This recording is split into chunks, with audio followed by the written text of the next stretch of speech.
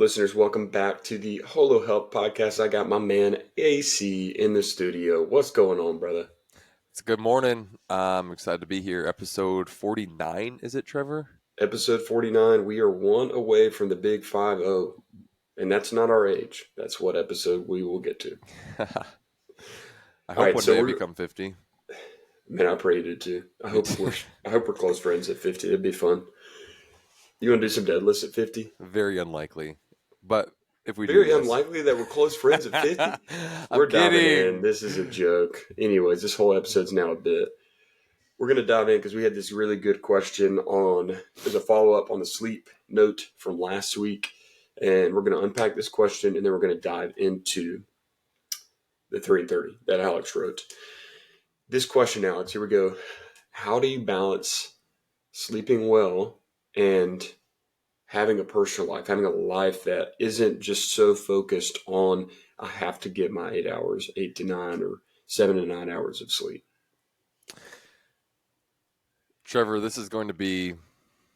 I want to ping pong back and forth. I don't want to just give a message, but there's a lot of assumptions underneath that question. A lot of questions, a lot of statements, a lot of beliefs have assumptions underneath them, and once we uncover the assumptions underneath them, a lot of times we can move forward better because Mm-hmm.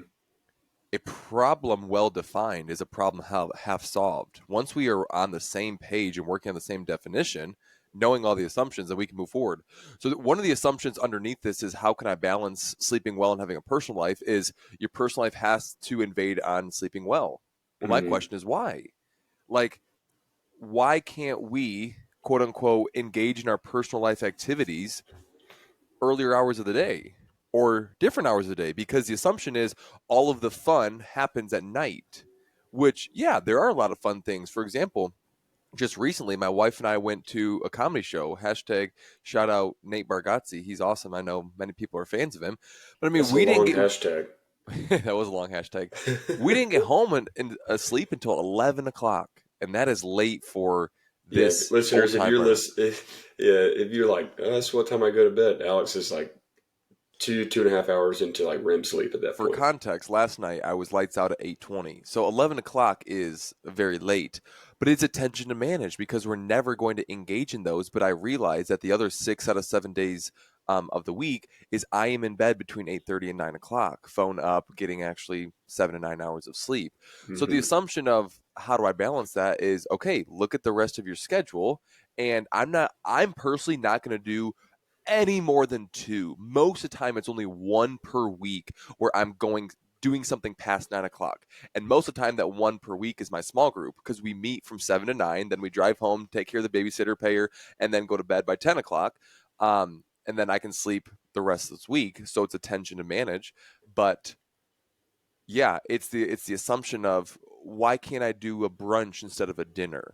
Or why can't we hang on a Saturday afternoon rather than a Friday night? So it's just like you said last time, is you have to have your values and your priorities, then you gotta go orient it from there. I'm about to say something, listeners. I want you to like lean into the conversation right here. I think both of these truths, Alex is leaning in. If you're not watching, I think both of these truths exist specifically for health, but we're talking more granularly about sleep. One is that the way that you sleep and allow your body to rest impacts your personal life. That's good. You get to have a more rich personal life because of the way that you're resting. Yes. The second piece of that is, arguably, everyone listening to this podcast is not an elite athlete, is not a high level athlete, to the point in which you're always trying to optimize your sleep at the sacrifice of your personal life. If we contextualize all of this together, for one, both of those are true, right? Like those are true for pretty much everybody going to listen to this. If you're a professional athlete and you're listening to this, please reach out to us on social media because I want to know what sport you play. But the point of this conversation is that you 100% can do both. You 100% can prioritize rest physically and spiritually and spend time with other people. I love Alex's his note and his point on why does everything have to happen like post day. arguably most people are going to say, well, I got work during the day. And Right. that's completely understandable. In some situations in health, funny enough, you can't have your cake and eat it too. You can't do both things. You can't simultaneously get 7 to 9 hours of sleep every single night and go spend hours with friends after work every single night. It just Right. can't work that way. Life's not built that way. No one has a system or schedule that is oriented that way. And that's okay. That's totally okay. But practically, what does this look like? If you care about your physical rest, being sleeping well, then you have to decide in advance what nights you're going to plan to do that, and then what nights you're going to plan to be socializing, spending time with people, with friends, with family, out doing something with your spouse, whatever it looks like for you guys. You have to determine that yourself. If you let yourself fall into choices hoping that they're going to be healthy, you're never going to sleep well.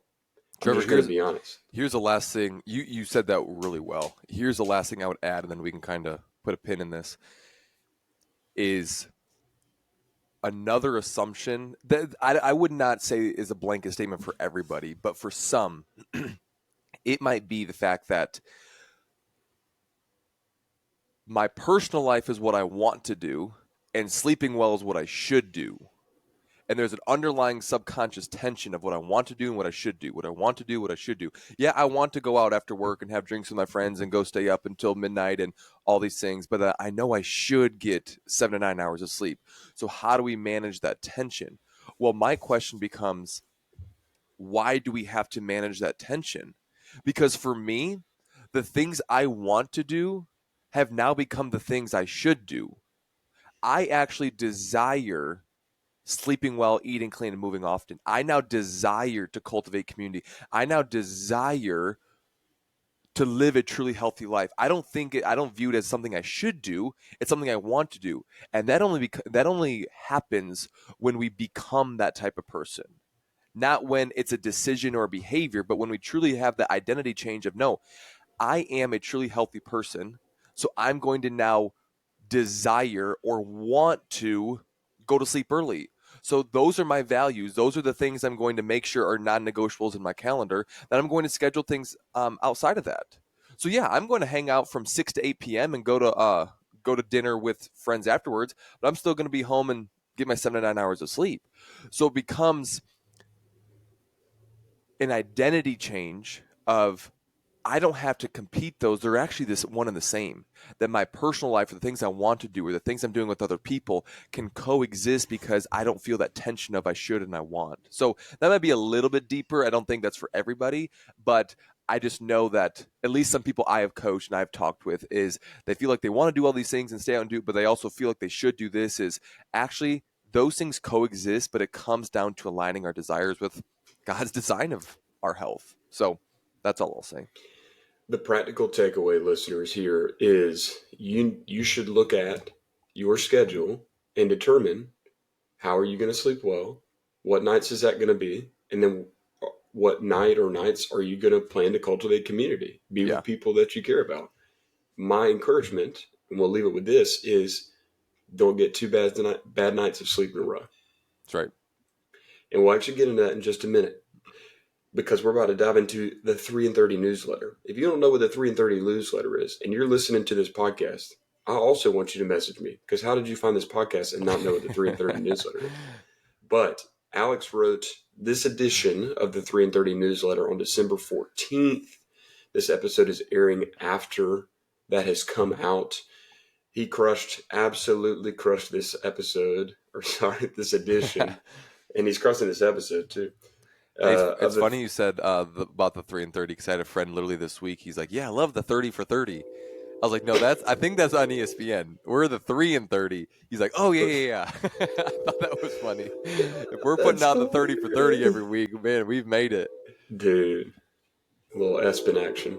That's incredible. That's funny. All right, so we're going to dive into point one. Again, Alex shares these weekly newsletters. It's part of the emails that get sent out for Hello Health. And the focus here is like, hey, we're trying to help you clarify exactly what God's design of health is, both through information and then application. That's good. It's twofold. We're giving you information, and then we're giving you something in this you can read, understand, and then apply to your life, all in 30 seconds.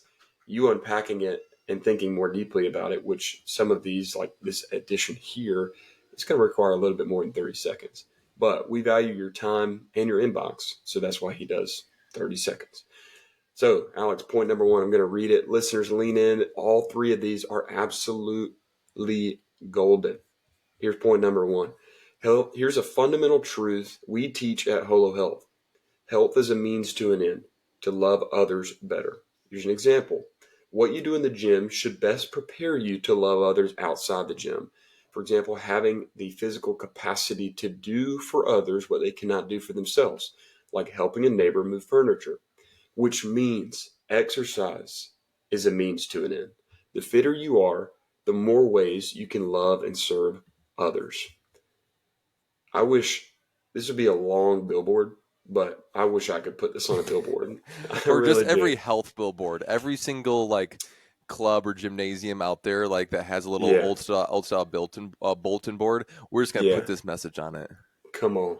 I think this is, I mean, he's specifically talking about exercise, so let's dive into this for a second, Alex. But we get so caught up in exercise being something that we have to do. I need to burn calories. I need to lose fat. I need to build bigger biceps. I need to get more definition. If I don't have, my ab circuit at the end of my workout, then I'm not going to look how I want to.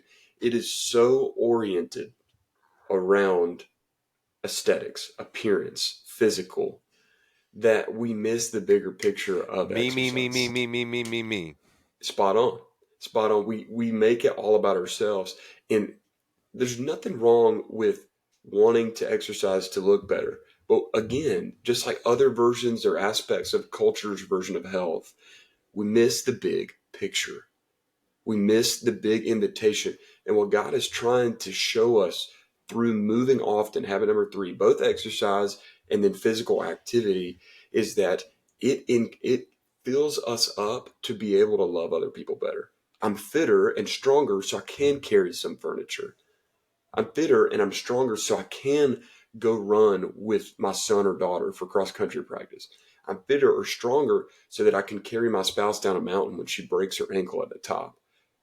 All of these different things are the purpose of exercise. You can still, underneath that, have a goal in the gym, want to get stronger, want to be fitter and compete or do races or whatever.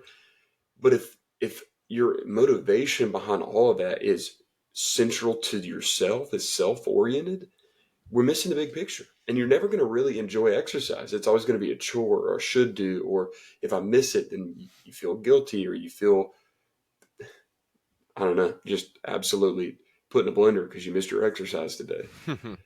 This is just such a good point. I mean, I could go on this one. This may be one of our like more passionate fundamental truths that we have that I'm a fan of. Trevor, how many times in your life have you been asked to help someone move? Dude, so many times. Alex, we worked out last weekend, Yes. and I left to go help people move their house around. Trevor, And I actually want to do those things for the record. Like I don't, right. I'm not like, dang, I he gotta asked move me it. to Yeah. move again. Right. No, it's like, hey, my friends need help moving. I mean, more than likely, if I'm available, why would I not jump in and help? So here's where this comes from, and here's why this is a truly healthy behavior, is because I have been asked to help people move.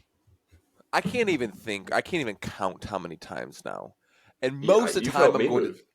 I have, I'm many, many times. Trevor, they ask us is because you're young and fit and strong and you can help me move my dresser. Like, okay, yeah. But it's also, if you want to look at it that way, sure. But we also are trying to steward our physical health well. So we now don't have the limitations that most people have so that we can actually meet and find a need and meet it, which also Hmm. ties into habit number 7, embracing purpose, because we know Hmm. it's not about ourselves. So we can love and serve other people better.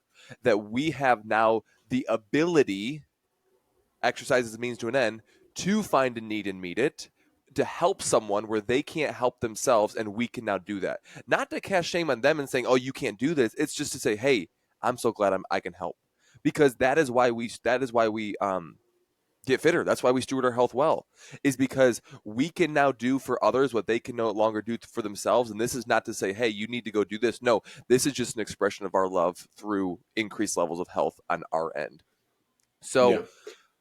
I, that's all I'll say. I think there's 2 points I want to emphasize with this one. First is that neither of us are perfect at this. Like, this is a constant reminder that I have to keep in front of me. I actually have written it before. I need to write it again on my whiteboard downstairs in the gym.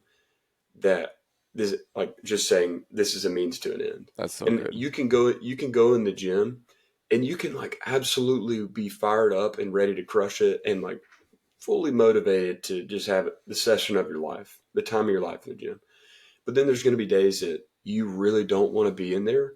And there's nothing more motivating than knowing this is a means to an end so that I can love every single person I get to be around today better. And I Yeah. know we're talking about, like, the physical example of moving furniture, Yeah. but I 100% am a better person when I exercise because I'm filling my cup.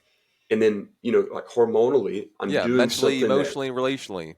exactly every aspect of my health raises upwards when I move my body. That doesn't mean just because I exercise, like, I'm better, right? Like, it just means that what I'm doing is kind of raising the tides of You're the fuller. levels. You're not better. You're Yes, I, fuller.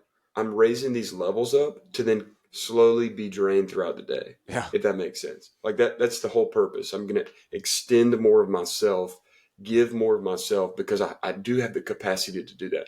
And truthfully, there are mornings in which I do not exercise or do not move, and I feel like I can't give as much as I would like to. Like, I Yep. literally can feel that and understand I'm not going to be able to do it. I need to be intentional about when and how I do this today because I know I'm not going to be able to do it fully the way I would like to. I mean, Trevor, spoiler alert, all the 7 habits of health and all the spiritual disciplines are exactly that. They're means to an end. We don't pray just to pray. We don't exercise just to exercise. We do these things so that we can live a full and abundant life that Jesus invites us into.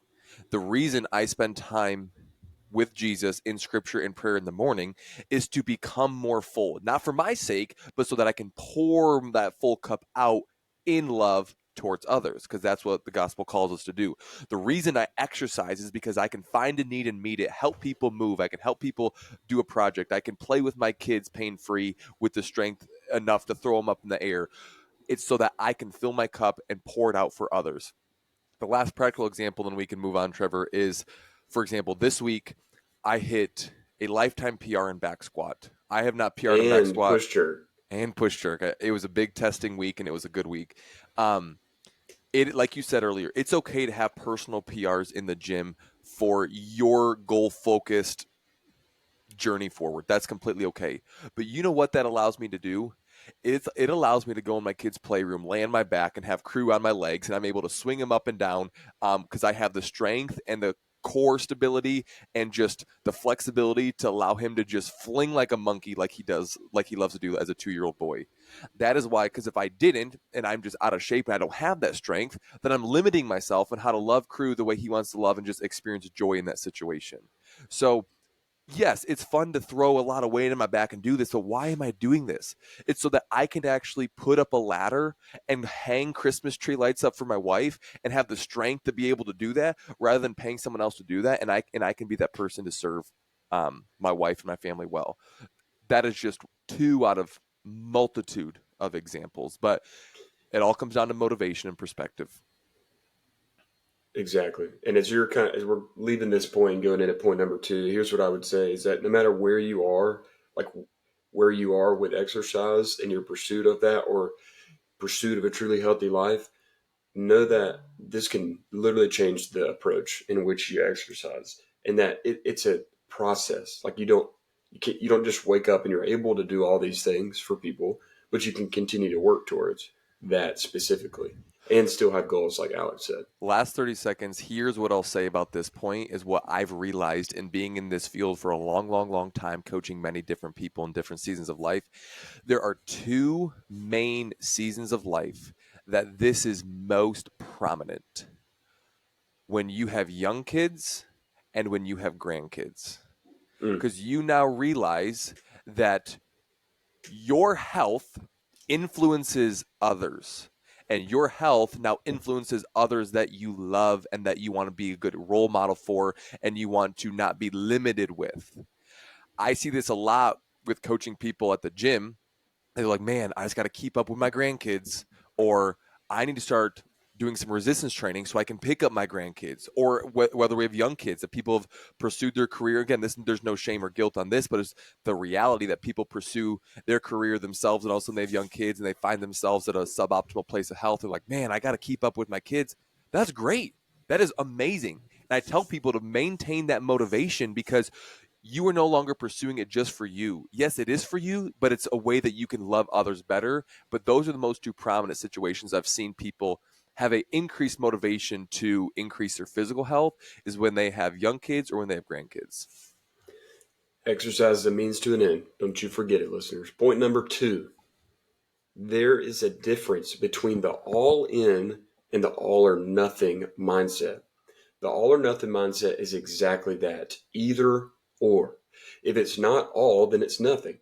Or another way to put it, there's no margin, there's no grace, there's no getting back on the wagon, because once you're off the wagon, there's no getting back on. This starts from a place of good intentions and high motivation, but it's not sustainable. Being all in is different. The main difference is margin. Your health is a priority, but you have a comfortable buffer to sustain your efforts, like the 80/20 principle regarding nutrition. You're fully focused on your goals, but you understand that the path to greater health is not linear. It's okay to have one day off, but don't let one snowball into two. We kind of touched on this with the sleep piece. If you're listening to this, listeners, if you're listening to this and you start some health rhythm or behavior only to completely disregard it or stop doing it a week later, a month later, then you might be approaching this pursuit of greater health with an all or nothing mindset. Yeah. If it's a diet, if it's an exercise program, if it's walking, if it's journaling, if it's studying scripture, you're approaching it with the all or nothing mindset. Whether you realize that or not, that is the reality, because true health is sustainable. That is a core, correct understanding here at HOLA. If you're approaching it with the all or nothing mindset and you want to improve your health, you need to go to the all in mindset. You need to adopt the all in mindset. This mindset will change your approach towards health and help you actually become healthier in every area, which is what God wants for you. Here's what I mean. I'm going to separate this. The all in mindset is not this hardo, I do everything at all costs at the expense of anything to become healthy. That is not the all in mindset. That is what culture says all in is. I'm going to go all in at the expense of everything else. That's not true health. True health is I'm going to go all in by aligning my behaviors with God's design and pursuing a way and a version of health, these healthy behaviors that is sustainable for me, Trevor, in this season of life that I can continue moving forward. I think we should unpack what some of that could look like, Alex. This stemmed from coaching many people, especially in the gym setting. And I remember learning this from another coach that was so eye opening. And I at first disagreed with her. And then once I started to look for it, I was like, wow, you're right. It's when someone starts their health journey and they are coming to the gym 7 days a week. They haven't had a sweet in 30 days. They've completely given up alcohol. They haven't been out with their friends in however long. And people praise them for it. And they're crushing it. They've hit commitment club. They've done whatever. And then all of a sudden, life happens. They have a uncontrollable work travel situation that they have to leave for 5 days. Or their family gets a sickness or a broken bone or something and disrupts their consistent schedule. Then all of a sudden, those 2 or 3 days snowball into 2 or 3 weeks. Then all of a sudden, 2 or 3 months. And we're like, wait a minute, where did this person go? Because they had the all or nothing mindset and jumped off the deep end of the diving board into the deep end of the pool. And they realized, wow, I can't continue to tread in the deep end forever. And instead of slowly going to the shallow end to take a little breather, then go back, what they did is they got out of the pool completely and said, I couldn't do it. I couldn't do it. And here's where it bites them in the butt, Trevor, that their expectations that they placed on themselves on day one were off. That subconsciously their expectation is the all or nothing mindset is if I can't do this all the way, then what's the point?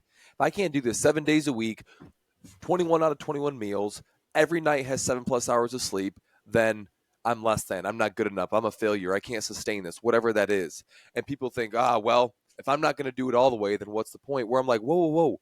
Why can't 30 minutes of excuse me, a body weight workout at home be good enough? Why does it have to be a full 60-minute whatever?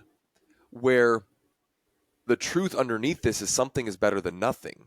But we don't let, like the bottom point is, we don't let that one off day when we do get thrown off snowball into the next day. We realize, okay, hey, nothing in life is all or nothing, that there's always grace to continue to get back on the wagon, and then we're going to go.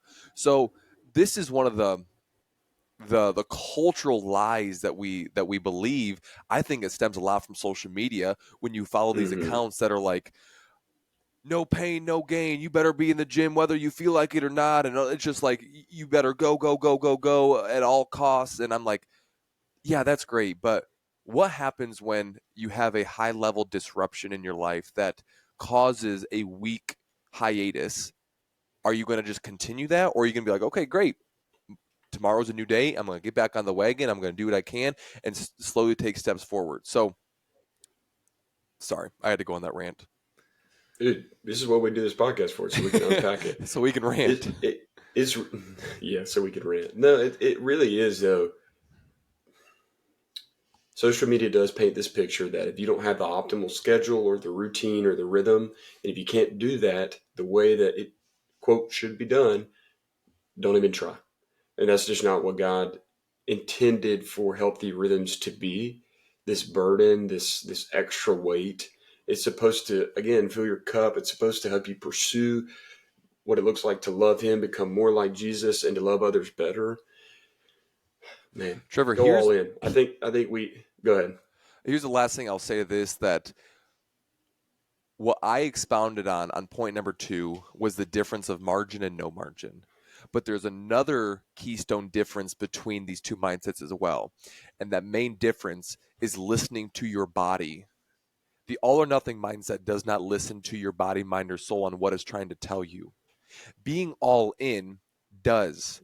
And here's the difference: the all or nothing mindset forces you, let's just use the gym analogy because that's what we've been riffing on, forces you to go to the gym 5 to 6 days a week, despite how you feel, despite how stressful work has been, despite your sleeping habits this week. I am all in on my health. I coach it, I teach it, I own businesses that promote it. But personally, for a personal example, I have worked out 4 days in a row this week: Monday, Tuesday, Wednesday, Thursday. I have PR'd both of my lifts on Monday, Tuesday. I've worked out at relatively high intensity Wednesday and Thursday. My body feels it. My ankles are tight. My back is a little stiff. I feel like I don't have that edge that I normally do. And that's normal. That's science. But instead of just forcing myself to continue on the wagon because that's what culture says, and if you're not getting it, blah, blah, blah, blah, which sometimes that is good. But another time is I'm still all in, but I'm all in not just this way, but I'm also this way, taking rest and listening to my body. Does not negate the fact that you're focused and you're moving forward or all in, but that you're listening to your body and what it tells you, because that is more sustainable. And I can work out tomorrow or on Sunday because that's what I need for my body, because that's what it's telling me I need. So there's a listening to your body, mind, and soul component. That's the difference as well. Boom. We'll wrap that one up there. We could go all day long. But remember, it's okay to have one off day. Just don't let it snowball into two. What I would share, I'll wait to share it at the end of the episode. Make sure you tune in for something at the end of this episode. Point number 3, growth requires pruning, which Alex follows up with a question. It says, what do you need to prune to catalyze growth, to spark growth? I think we should personally answer this I was and just about to say that. leave the listeners. No, you weren't. Don't do that. Don't act like you were going to say it just because I said it, just to be like me. It's okay. Okay. Even though I thought of, anyways. You wrote the question. Yeah. I'm Trevor, just kidding. You probably did. here. No, I did. This came from Alex's brain. Um, Yeah, I'm saying go ahead. Here's where this comes from, and here's how I'll answer it. In high school, I was this man's right-hand man with all things labor-intensive yard work, maintenance stuff around the house. Like, this was my junior and senior year of high school, and this man hired me to mow a bunch of lawns, keep up his garden, clean his garage, all these different things, and it was fun. I loved it. Shout out to Mike Seeley if he's not listening, but he's such a legend. Um, One of the things I had to do was I had to prune his flower bed. I had to water his flowers and also prune them. That there are these, I don't even know what flowers or tomato plants or whatever. I don't even know what they were. But I remember he would go with me and show me that he had to take off all the dead ones to allow more room for the new life to grow. And that was the first lesson I learned about pruning. And then I realized that that's also in John 15 when we're talking about the vine and the branches. That it says Jesus talks about pruning as well. But it's just this concept of we need to strip back or prune what is dead or what is holding us back or the things that we don't need anymore to allow new life to happen, to provide new opportunities and more space for us to move forward. This is a pretty universal truth. Growth requires pruning. For me, what do I need to prune to catalyze growth? I need to prune YouTube videos past 9 o'clock. That's what I need to prune. I don't have cable. I'm not a big movie guy. Pretty much by the time the kids go to bed, I'm either reading, writing, or watching YouTube videos. And I have like a handful of YouTube accounts that Hannah and I both like to watch, whether it's Dude Perfect or Mark Rober, just fun, wholesome accounts. Um, but what I've realized for me is tomorrow starts the night before. But if I don't have a good night's sleep and I don't actually feel rested, I'm not going to spend time with Jesus. I'm not going to be able to work out early in the morning. I'm going to sleep in because I need sleep, and that's going to push my day back and yada, yada, yada, yada. I've realized that a common denominator for me is when I play, and all of a sudden it's 9:45 again, which is late for me, an hour past my bedtime. I'm like, dang. So I wake up a little bit less fresh and a little bit less full the next morning that I'm not able Mm-hmm. to fill my cup. So I know for me, in order to keep moving forward and in order to catalyze growth in the areas I want and are priorities for me, I need to prune that. Not to say eliminate it, but I need to be strategic with it. I need to say, okay, hey, Han, instead of me just using this as an escapist behavior, let's look at it as a way for us to connect relationally and in our marriage. So let's do this together for 30, 35 minutes together, and then we'll put it up by 9:15 and go to bed and we can laugh together. So strategically use it rather than just mindlessly use it, but that's something I personally need to prune. Good example. Here's mine, and then we'll kind of wrap up this episode. Is being very purposeful with how I use my phone. Yeah. I think it is very easy to. It's a slippery slope with the phone, and it's easy to get more into using the phone and whatever that specifically looks like for people. But for me, it's I run our newsflash. I run our social media account. Oh, Shocker, shocker, Alex, you didn't know, did you? no, I've been wondering. But it's really easy for me to spend more time on social media and like justify it as idea generation or content creation, whatever you Right. call it. Right. And here's the two things I've noticed is one, I've even used my phone for the Bible app and have different plans I'm working through. And I'll have that phone near me when I'm studying the word and in contemplative prayer or just prayer with the Lord in the morning. And it is a distraction. It causes, even if I'm on the phone for the app, specifically the Bible app and the plans, it's a distraction. Yeah. Same goes with when I'm getting home and wanting to spend quality time with Aaron, and I'm reaching for my phone to check my fantasy football lineup and seeing how the boys are doing, or to check a social post that Holo put up, X hours before. Right. I personally have noticed the gradual release of the guardrails that I've put up around those Mm. over the last month or so, and so I want to prune that back. And so what I've done is I've like put my phone in a different room as I'm studying the Mm. Word and spending time with God in the morning, and I can go check off the plan later. The night before, I look at what the plan is. Okay, this morning I read Acts 6. This morning I'm doing a marriage prayer specifically on unity, and I can do those things without having my phone next to me. I can check it off later. So practically, that's what Mm. that looks like. And the same goes for when I'm home with Aaron, like just putting the phone away. I put my phone, wallet, keys, all in the same place, Yeah. and I just leave it there. Just leave it there, right? I'm not going to say where it is in case somebody's at our house. Anyways, it's in our house somewhere. You'll never know. But that's for me is the growth requires a print. And I think both of those are just great examples, listeners, to say like, hey, we're human beings too. We're not the perfect epitome of what true health is.